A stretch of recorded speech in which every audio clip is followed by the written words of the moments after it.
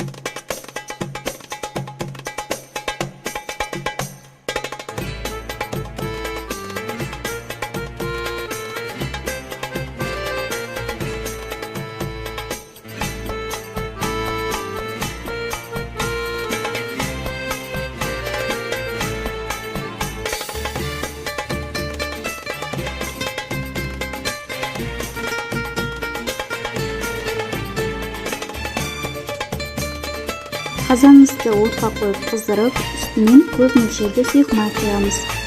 Кішкене картоптарымызды ашып, үстінен паприка 1 шай қасық салып, жақсылап араластырамыз. Май жақсылап қызғаннан кейін картоптарды бір-бірлеп салып отырып, қызарғанша қуырып аламыз. Арасында астынан үстіне қарай аударып, араластырып тұру керек. Қатты қозғап араластыруға болмайды, картоптарымыздың сырты езіліп қалуы мүмкін. Картоп бізде бүтін-бүтін күйінде пісуі керек. Картоптың барлығы піскеннен кейін майын сорғытып, сүзіп аламыз да, қалған картоптарымызды да солай салып, қуырып аламыз. Мен картопты 2 бөліп қуырып алдым.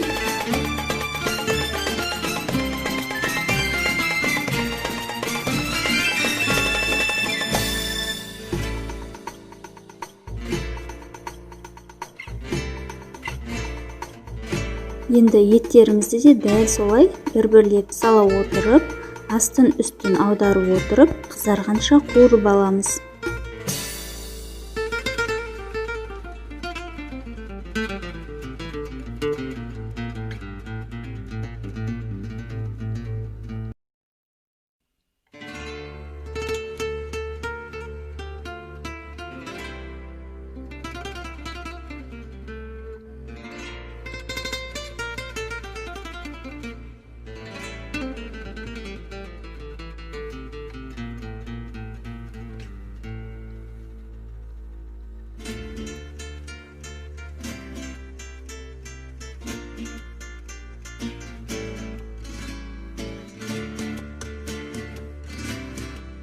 Еттің бәрі қуырылып болды.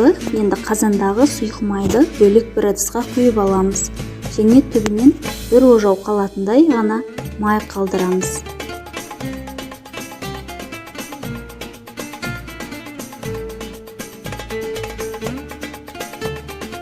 Қазанымыздың ішіне қуырылған картоптарымызды саламыз.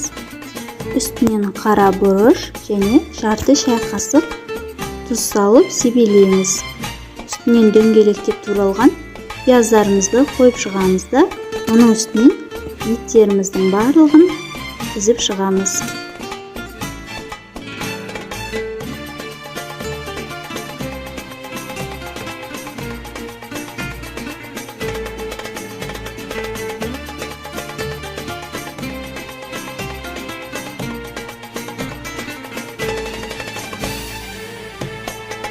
Еттің үстінен 100 мл су құйып, астын баяу отта 1,5 сағатқа қойып қоямыз.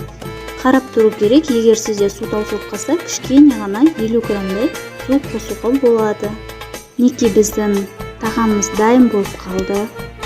Өте тез жасалады. Жасалу жолы қиын емес, дәмі де өте керемет. Сіздер де жасап көріңіздер. Егер менің видео рецептім пайдалы болса, менің арнама тіркеліп, бүлдір басуды ұмытпаңыздар.